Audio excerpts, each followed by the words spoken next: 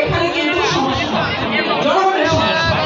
আমি মনে করি একটা বিদেশে অনেক জায়গায় আছে, বিশেষ করে বড় বড় দেশে আছে সাবসিডি, জনগণকে সাবসিডি দেওয়া হয়।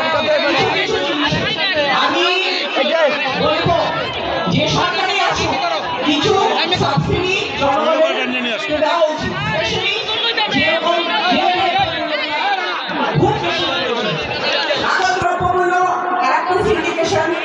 আরেকটা হয় আমরা বিদেশ থেকে আমদানি করি, ডলারের দাম বেড়ে গেছে, তারপরে যারা আছেন পার্শ্ববর্তী দেশে তারা যখন আমাদেরকে কিছু দেন তখন আমাদেরকে জিম্মি করে দেন।